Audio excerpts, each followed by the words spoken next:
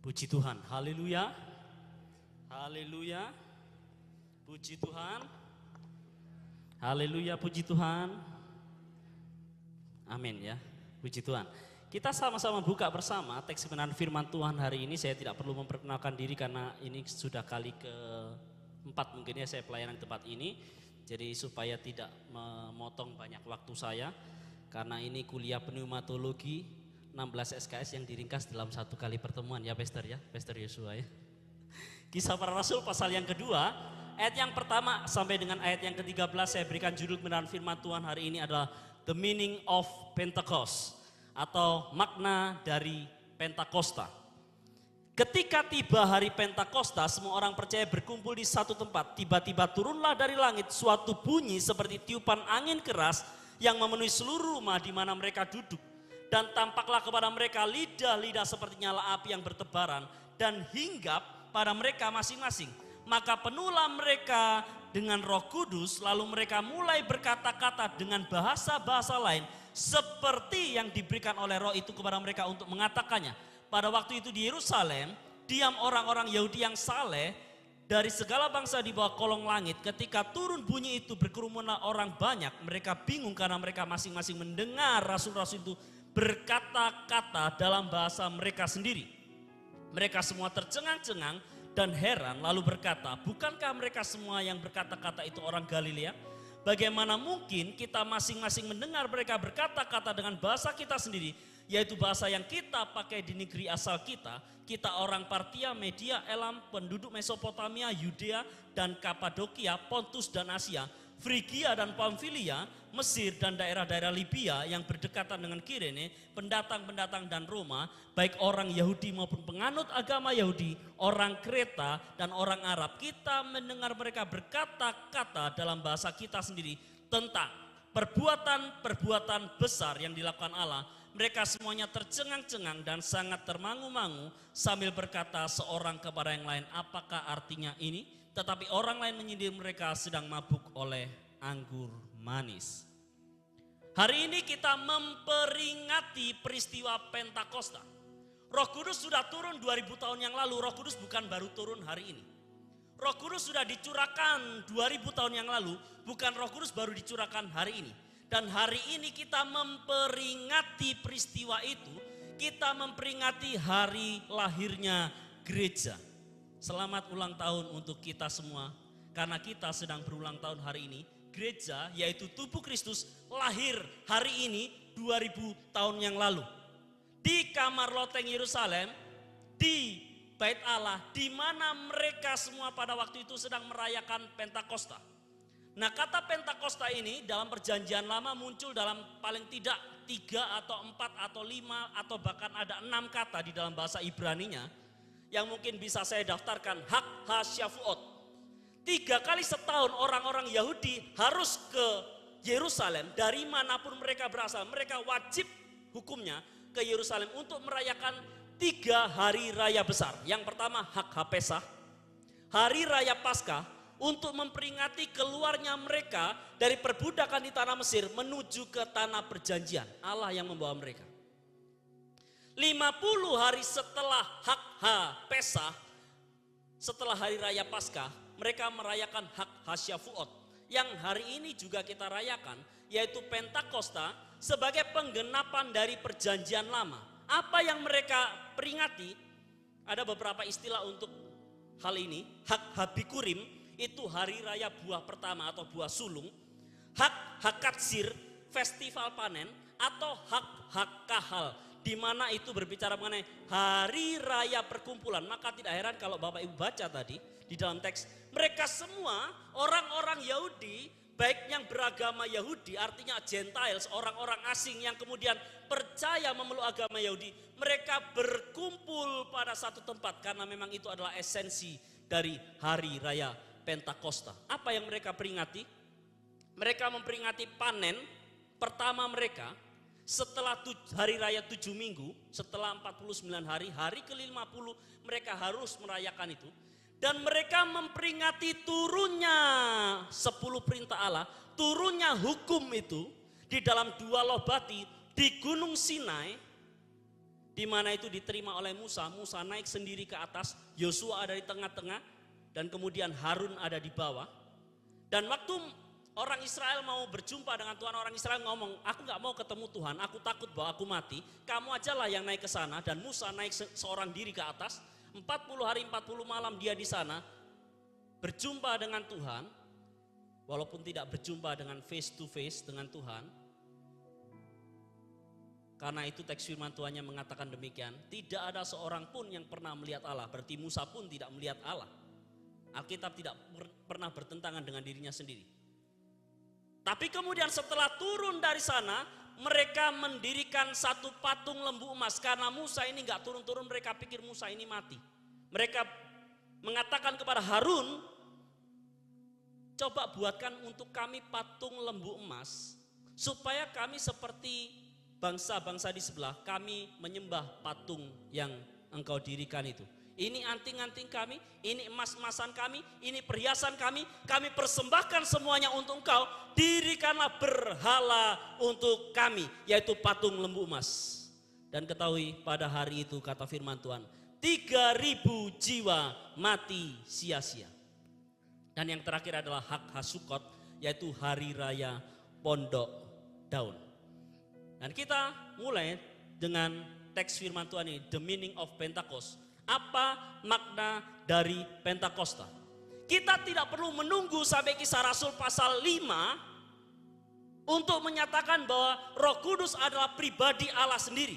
Sebab di dalam Kisah Rasul pasal 2 sudah dinyatakan, walaupun Alkitab tidak mencatat Roh Kudus adalah pribadi dari Allah Tritunggal, tidak mengatakan demikian. Tapi kalau Bapak Ibu lihat di sana, tiba-tiba turunlah dari langit suatu bunyi seperti tiupan angin keras yang memenuhi seluruh rumah di mana mereka duduk.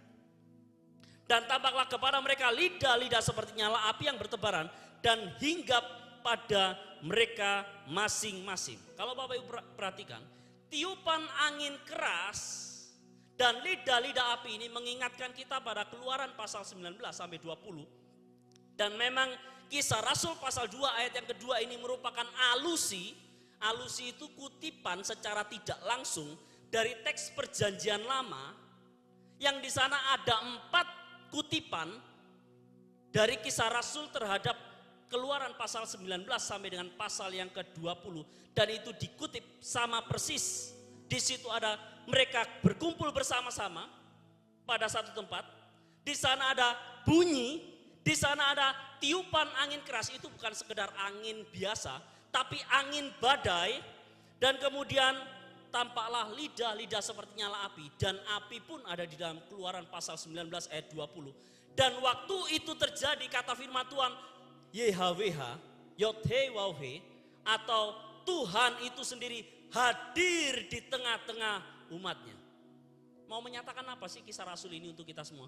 Bahwa ini adalah peristiwa teofani yang sama pernah terjadi di dalam Perjanjian Lama. Sekarang untuk memulai satu umat yang baru, sekarang Roh Kudus itu hadir di tengah-tengah umatnya. Ini adalah teofani di dalam Perjanjian Baru tentang Roh Kudus.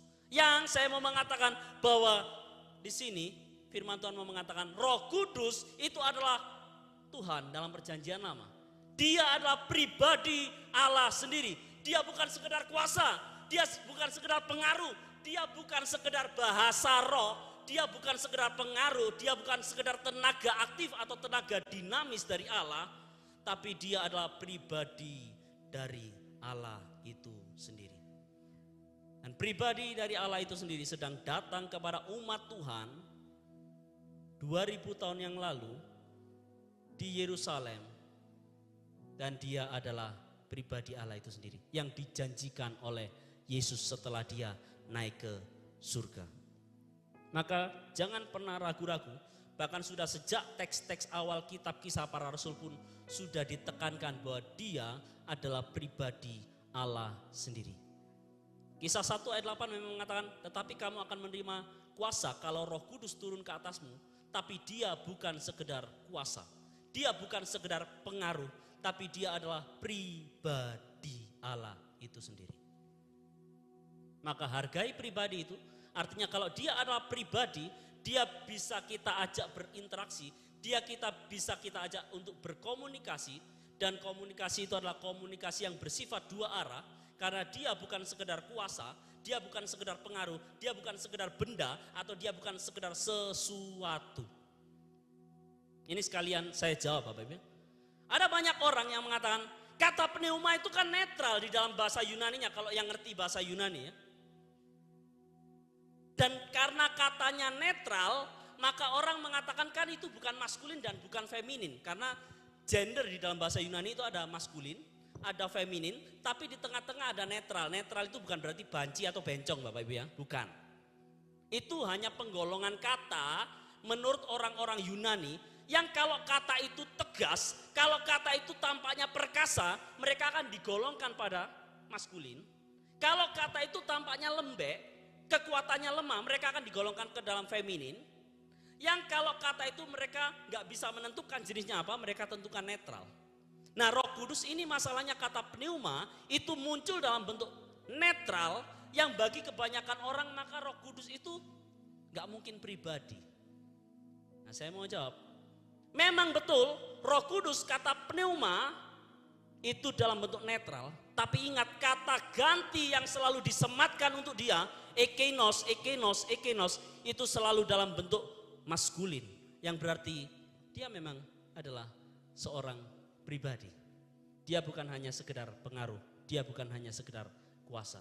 Dia adalah pribadi ketiga dari Allah Tritunggal yang sedang hadir di tempat mereka semua berkumpul pada saat itu, di mana orang-orang Yahudi semuanya sedang memperingati Pentakosta Perjanjian Lama, turunnya dua loh batu hukum Musa itu ke dalam di Gunung Sinai, dan sekarang mereka memperingati tentang hal ini yang nanti akan saya jelaskan di slide selanjutnya.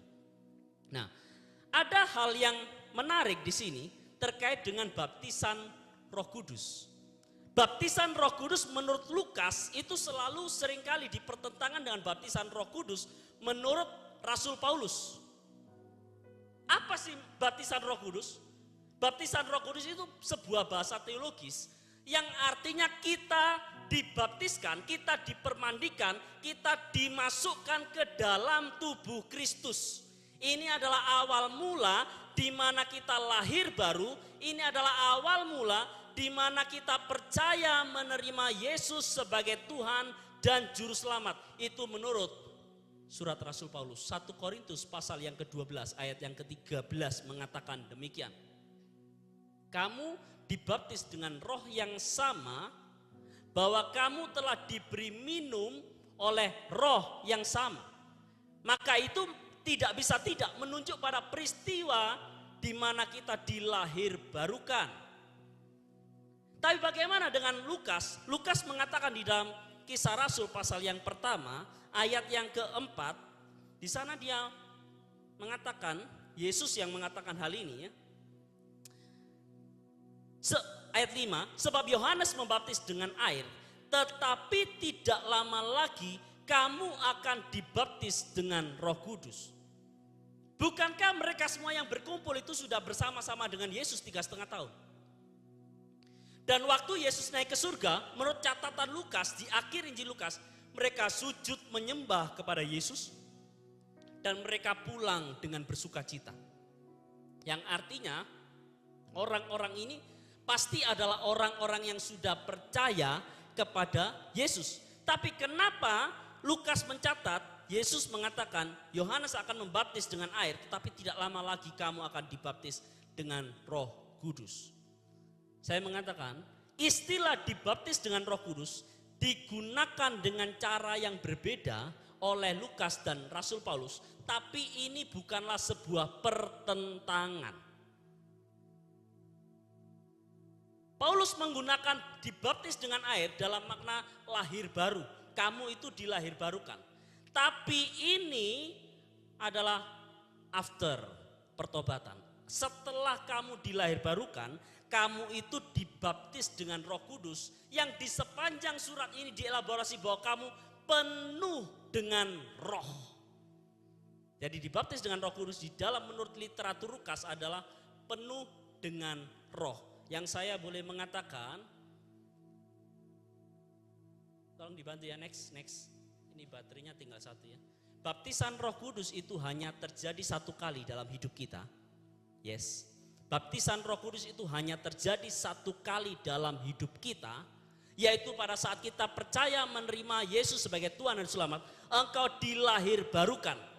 Apa hubungannya baptisan Roh Kudus dengan kelahiran kembali? Karena Paulus sendiri menggunakan teks itu di dalam Titus pasal 3 ayat yang kelima, di mana bukan oleh kebaikanmu, tapi oleh rahmatnya kita diselamatkan oleh pemandian kelahiran kembali dan pemandian pembaharuan oleh Roh Kudus. Jadi Paulus pun menggunakan kelahiran kembali dalam metafor terkait dengan pemandian. Maka disitulah perbedaan antara Lukas dan Kisah Rasul. Mereka menggunakan term istilah yang berbeda untuk satu maksud yang sama. Paulus menggunakan istilah penuh dengan Roh Kudus di banyak teks untuk menggunakan kata penuh dengan Roh Kudus. Tapi Lukas di bagian awal dari kitabnya menggunakan dibaptis dengan Roh Kudus. Nah, baptisan Roh Kudus sekali lagi terjadi satu kali waktu engkau percaya terima Yesus sebagai Tuhan dan Selamat. Tapi kepenuhan Roh Kudus terjadi berkali-kali dan terjadi terus-menerus di dalam kehidupan kita. Maka kita melihat bersama-sama Roh Kudus adalah pribadi Allah sendiri yang hadir di waktu Pentakosta, penggenapan dari perjanjian lama itu. Maka kita akan melihat ada 4 makna Pentakosta yang terambil di dalam Kisah Rasul pasal 2 ayat 1 hingga ayat yang ke-13. Next, makna yang pertama dari Pentakosta ini adalah umat yang baru, yaitu gereja. Terbentuklah umat yang baru di dalam perjanjian baru di kamar loteng Yerusalem, di Bait Suci, karena nanti sekuensnya itu mereka ada di kamar loteng Yerusalem. Tapi mereka pun ikut perkumpulan itu, perkumpulan besar itu, sehingga orang banyak bisa menyaksikan mereka waktu peristiwa yang spektakuler ini terjadi di dalam kehidupan mereka. Dan itu menandakan umat yang baru, yaitu gereja, yaitu Anda dan saya terlahir dari sana. Kita lahir 2000 tahun yang lalu di kamar loteng Yerusalem oleh kuasa Roh Kudus. Oleh karena Roh Kudus yang hadir di tengah-tengah umat yang baru. Umat yang melaksanakan perjanjian yang baru dengan Tuhan. Di dalam perjanjian lama, umat itu adalah umat Israel yang mengadakan perjanjian yang lama dengan Tuhan melalui Musa dengan menerima 2 loh batu. Tertulis 10 hukum Taurat yang ditulis sendiri oleh tangan Allah, yang kemudian waktu Musa turun ke bawah bersama dengan Yosua, Musa bahkan kalah peka sama Yosua ya. Musa mengatakan, aku mendengar nyanyian kemenangan. Tapi kemudian Yosua justru mengatakan, tidak, aku mendengar ini nyanyian sebuah kekalahan. Ini adalah sebuah nyanyian nyanyian peperangan, kata Yosua. Dan ketika mereka turun dibanting sama Musa, pecahlah 2 loh batu yang ditulis sendiri oleh tangan Allah itu. Tapi kemudian di perjanjian baru, di kamar loteng Yerusalem ini menggenapi teks-teks perjanjian lama, Yoel pasal 2, Mazmur pasal 110. Kenapa sih kok Petrus itu waktu berkhotbah mengutip Mazmur 110, kok Petrus mengutip Yoel pasal 2 ayat 28 sampai 30? Karena rabi-rabi Yahudi abad pertama merefer peristiwa Pentakosta. Peristiwa ini akan digenapi nanti pada peristiwa Pentakosta. Yang mereka pun merefer bahwa kedatangan Mesias yang dijanjikan nanti adalah menggenapi Yoel pasal 2 ayat 28 sampai 30 dan Mazmur pasal 110. Maka di sepanjang khotbah Petrus dia membuktikan bahwa Yesus adalah juru selamat. Yesus adalah juru selamat. Yesus adalah juru selamat. Maka sekarang umat yang baru ini terbentuk ketika Roh Kudus turun di Yerusalem. Dan kemudian mereka mengikatkan perjanjian dengan Tuhan. Tapi perjanjian bukan perjanjian yang ditulis dalam loh batu. Tetapi perjanjian dan hukum yang tertulis dalam loh hati manusia. Dan itu tertulis dalam hati kita sekalian. Umat yang baru yaitu gereja. Next. Pentakosta PL merupakan terbentuknya umat yang memulai perjanjian yang lama dengan hukum-hukum yang tertulis dalam Loh Lobatus. Sedangkan Pentakosta PB merupakan penggenapan dari PL, yaitu terbentuknya umat suatu perjanjian yang baru di mana Roh Kudus menulis perjanjian dan hukumnya dalam loh hati manusia. Lihat, lidah api hinggap pada mereka masing-masing di sana. Jadi Pentakosta PB menggenapi Pentakosta PL, yaitu terbentuknya umat Allah yang baru, yaitu gereja. Itu makna Pentakosta yang pertama. 2000 tahun yang lalu kita lahir, maka hari ini kita sedang berulang tahun, gereja sedang berulang tahun yang ke 2025. Tapi kata sejarah, Yesus lahir 5 sebelum Masehi. Berarti kita mundur 5 tahun, sebetulnya kita sudah berarti 2030 kalau mengikuti kalender Gregorius, karena dia salah menghitung kalender ya. Tapi itulah ulang tahun kita. Next, yang kedua, Pentakosta perjanjian baru menandakan umat yang baru yang diberikan tugas yang baru oleh Tuhan. Perhatikan, ini sebuah penginjilan gratis pada waktu itu. Why? Kenapa? Karena semua orang Yahudi dari kolong langit, segala bangsa di segala kolong langit, kata firman Tuhan, sedang berkumpul. Mereka sedang merayakan Pentakosta PL, memperingati hal-hal yang tadi saya katakan tadi. Dan apa yang terjadi? Waktu Roh Kudus turun, waktu terjadi fenomena-fenomena spektakuler itu, rupa-rupanya para murid itu berkata-kata dengan bahasa lain. Mereka berkata-kata dengan bahasa lidah, glossais, heterois, glossais, bahasa-bahasa yang lain. Glossais itu bukan berarti bahasa roh ya, itu terjemahan dari LAI, nggak ada kata rohnya di sana sebenarnya. Itu makna literalnya tongues atau bahasa. Tapi ya silakan mau pakai bahasa roh ya it's okay, silakan. Tapi bahasa lidah yang ada di Kisah Rasul pasal 2 adalah bahasa manusia dari segala bangsa yang ada di kolong langit ini, yang diberikan kepada para murid yang berkumpul saat itu. Dan bahasa itu adalah bahasa yang dimengerti oleh para penutur aslinya. Itu bukan bahasa antah berantah, itu bahasa manusia yang dimengerti oleh para penuturnya. Pertanyaannya sekarang, bahasa itu miracle of speaking atau miracle of hearing? Itu mujizat ucapan, mujizat perkataan, atau itu mujizat pendengaran? Artinya kalau mujizat pendengaran, murid-murid tetap ngomong bahasa Aram, karena itu bahasa sehari-harinya mereka. Pendengarnya yang mendengarkan, mereka seolah-olah ngomong dalam bahasa Partia, Media, Elam, Mesopotamia, dan sebagainya. Tapi kalau miracle of speaking, memang faktanya para murid tidak pernah belajar bahasa itu, tapi kemudian dikaruniakan pada mereka hari itu, mereka bisa berkata-kata dalam bahasa itu. Dan saya meyakini di dalam teks ini adalah miracle of speaking, bukan miracle of hearing. Mereka berkata-kata dengan bahasa lain, dikatakan 3 kali diulang. Lalu mereka mulai berkata-kata dalam bahasa lain, ayat 4, seperti yang diberikan oleh Roh itu kepada mereka untuk mengatakannya. Lalu ayat yang ke-8, berkata-kata dalam bahasa kita sendiri. Dan kemudian ayat yang ke-11, mereka mendengar bahwa mereka berkata-kata dalam bahasa kita sendiri tentang perbuatan-perbuatan besar yang dilakukan oleh Allah.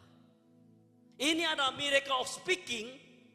Jadi contoh, saya nggak pernah belajar bahasa Mandarin, dan saya kemudian mau berbicara kepada orang Chinese asli, orang Tiongkok, dan kemudian waktu saya tiba di Tiongkok, saya dikaruniakan bahasa lain, saya bisa ngomong dalam bahasa Cina.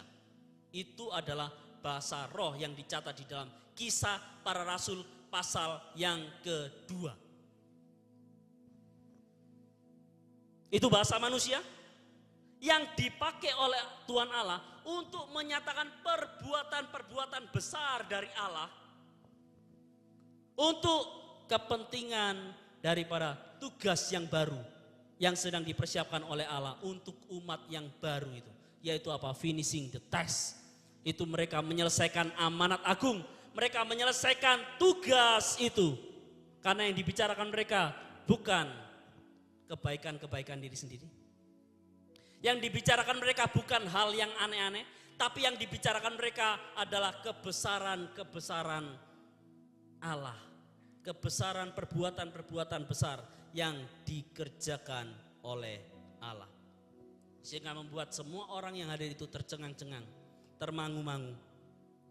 Saya berkata, apakah artinya ini?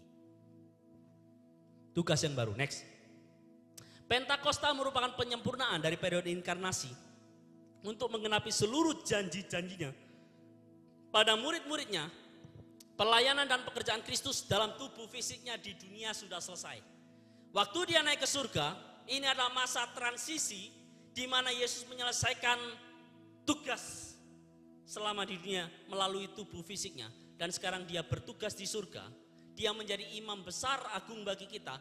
Dia menjadi parakletos, pembela perantara kita kepada Bapa selama dia di surga sekarang.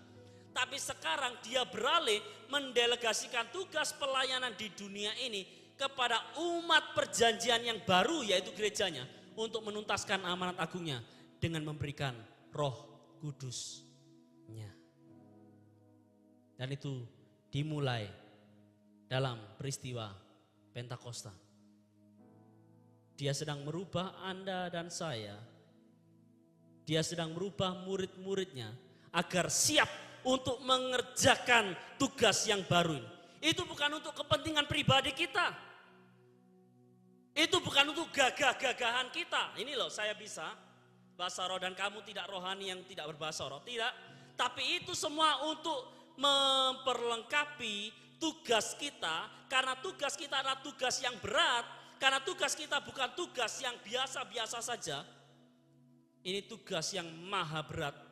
Tugas yang maha luar biasa dahsyatnya. Karena diberikan oleh pribadi yang paling agung, yang berotoritas penuh, yang sekarang memberikan pribadi agung yang lain kepada kita, yaitu Roh Kudus-Nya. Maka tidak ada lain ketika kita memperingati Pentakosta hari ini. Ingat kita punya tugas yang baru, yaitu amanat agung dari Tuhan Yesus Kristus yang harus diselesaikan. Sia-sia kalau kita di gereja, mungkin kita berbahasa lidah, tapi di luar no action. Apa fungsinya itu semua? Berfungsilah sesuai dengan apa yang kau alami ketika di luar sana. Dan ingat kata firman Tuhan tadi, terlalu banyak kita membaca teks untuk membuktikan sesuatu daripada kita mendapatkan sesuatu dari dalam teks. Dan saya mengatakan itu bahasa manusia yang ada di kolong langit ini, bahasa dari bangsa-bangsa di dunia di bawah kolong langit ini, yang dimengerti oleh para penutur aslinya untuk kepentingan amanat agung, bukan untuk kepentingan yang lain. Next. Ketika kita mempertimbangkan doktrin kenaikan, kita tidak boleh menganggapnya sebagai puncak pelayanannya di bumi serta kemenangan puncaknya, tapi kita juga harus menganggapnya sebagai awal dari fase baru pelayanannya, yaitu dia melayani melalui Anda dan saya dalam Roh Kudus-Nya. Yes, puji Tuhan kalau dia mau memakai kita semua menjadi alatnya, menjadi mitra kerjanya untuk menyelesaikan tugas-tugasnya di dunia ini. Next. Yang ketiga, Pentakosta memiliki makna kesatuan yang baru. Umat yang baru dengan tugas yang baru, tapi dengan persatuan yang baru. Memang betul, James D. Gidan, dan saya setuju dengan dia, kita tidak bisa langsung mengatakan bahwa peristiwa Pentakosta ini merupakan reverse, merupakan pembalikan dari Menara Babel.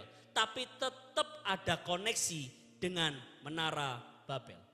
Di mana di dalam Menara Babel mereka mendirikan zigurat sampai ke atas, yang artinya mereka mau menghampiri Tuhan, menganggap Tuhan itu sebagai berhalanya mereka yang dikasih makan sama mereka. Itu makna zigurat di dalam timur dekat kuno.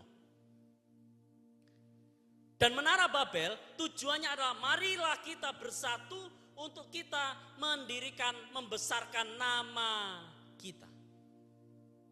Lalu kemudian Tuhan melihat hal itu.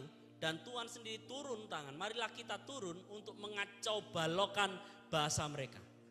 Dan James Dijidan mengatakan, ya betul, tapi masalahnya bahasa yang berbeda itu tetap dipertahankan di dalam perjanjian baru waktu peristiwa Pentakosta. Tapi bedanya bahasa yang dikacaukan dalam perjanjian lama memang untuk memporak-porandakan mereka, untuk memisahkan mereka. Tapi ingat, bahasa-bahasa yang sekalipun berbeda di dalam perjanjian baru ini justru luar biasa menghasilkan kesatuan yang baru, yaitu umat Allah. Kenapa?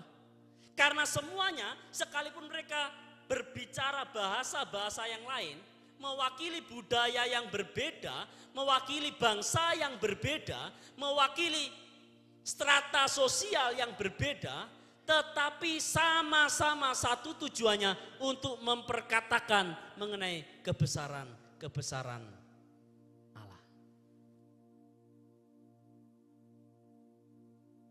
Membicarakan hal yang sama, maka tidak ada lagi penghalang sekalipun mereka berasal dari budaya yang berbeda, mereka berasal dari bangsa yang berbeda, tidak ada lagi penghalang untuk mereka datang kepada Kristus, datang kepada Dia untuk menikmati keselamatan ini. Karena sekarang mereka disatukan dalam kesatuan yang baru, yaitu mereka disatukan dalam tubuh Kristus. Next.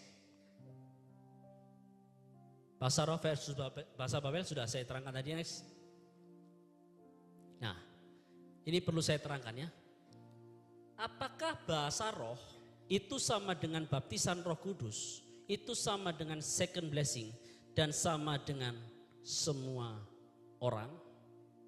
Artinya apakah semua orang menerima hal tersebut?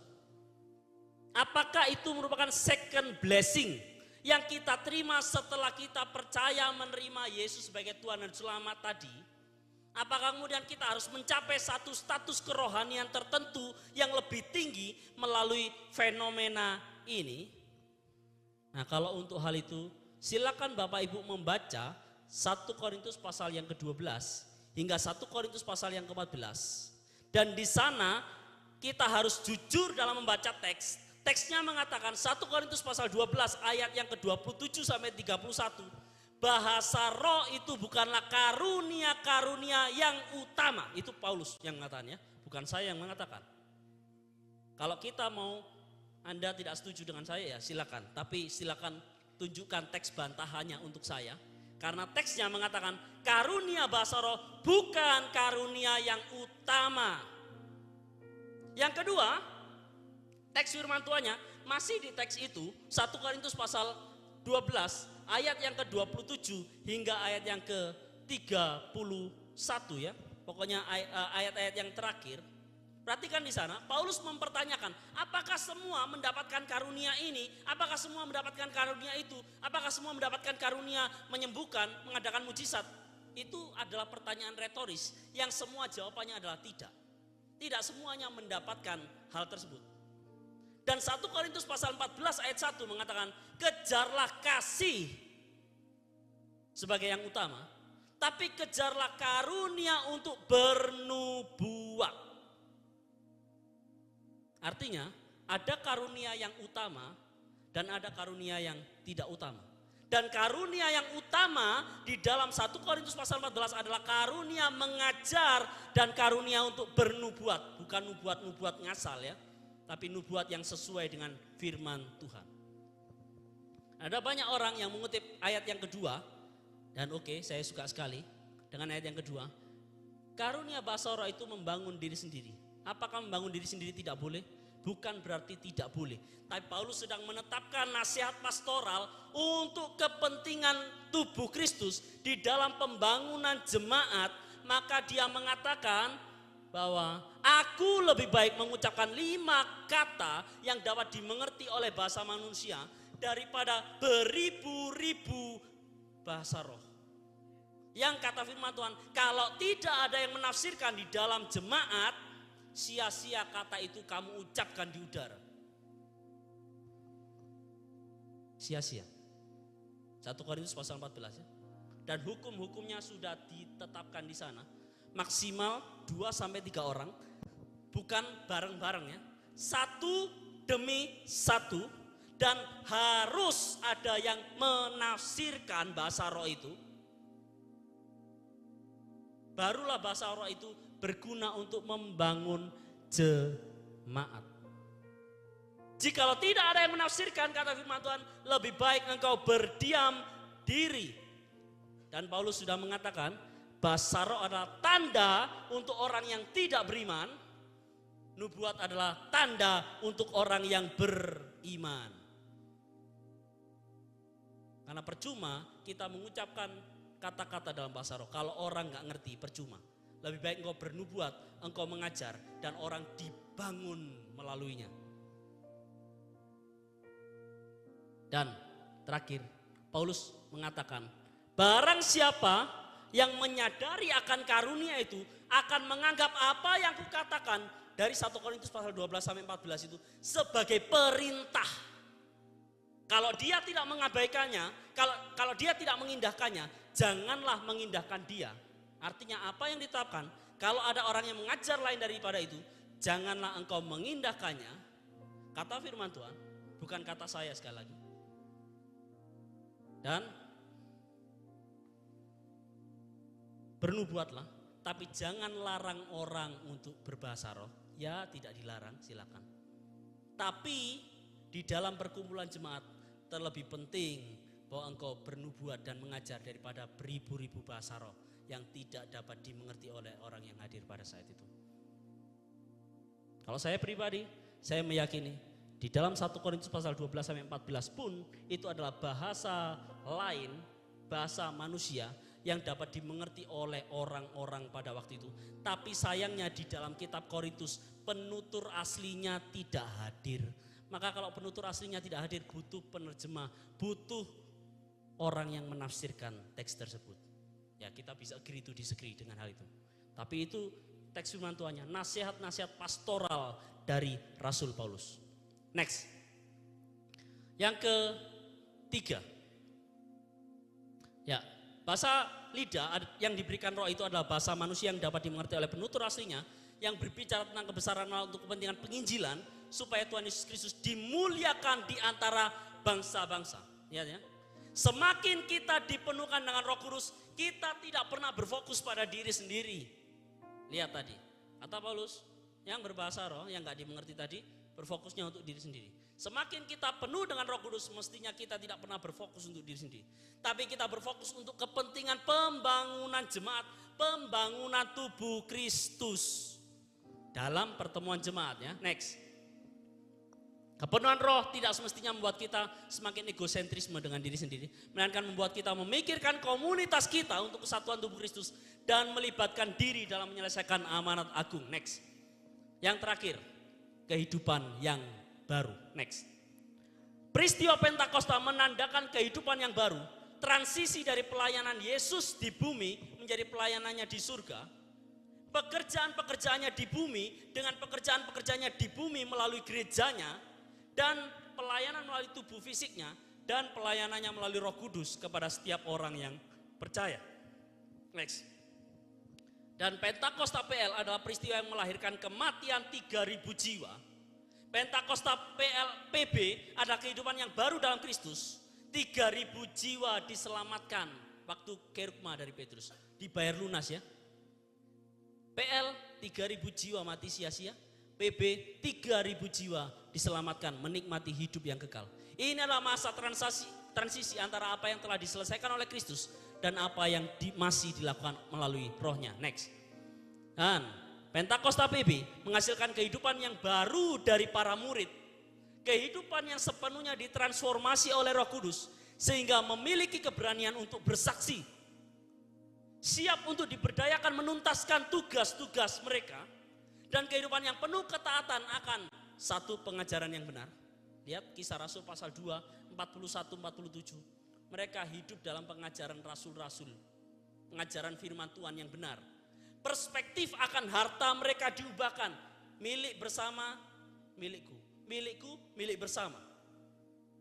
Dan memandang orang lain dengan kacamata yang benar. Dengan perspektif yang benar. Bahwa mereka adalah jiwa-jiwa yang harus menikmati keselamatan dalam Kristus. Bahwa mereka adalah satu tubuh di dalam Kristus. Sehingga baik lewat perkataan maupun perbuatan, mereka menghasilkan kehidupan yang baru dan terus menerus bermultiplikasi. Mereka terus menggandakan diri. Sehingga dari hanya 12 orang atau 120 orang yang berkumpul di sana, sekarang kekristenan menjadi agama terbesar di dunia secara kuantitas. Next. Pentakosta, kita adalah saksi-saksinya sampai ke ujung bumi, baik melalui apa yang kita katakan maupun apa yang kita lakukan. Kita yang percaya kepada Yesus sebagai Tuhan dan Selamat telah diberi otoritas untuk memperluas kerajaannya ke seluruh dunia. Kita adalah duta-duta dari kerajaannya. Jadi tahu mengapa peristiwa Pentakosta itu penting? Itu bukan untuk kepentingan kita pribadi. Itu bukan untuk membangun diri sendiri. Tapi untuk menuntaskan tugas yang baru yang diberikan oleh Allah. Dan membangun kesatuan dalam tubuh Kristus. Dan melahirkan kehidupan yang baru. Yaitu orang-orang lain yang dimuridkan datang kepada Kristus. Dan mereka menikmati hidup yang kekal. Kiranya Tuhan Yesus memberkati kita sekalian.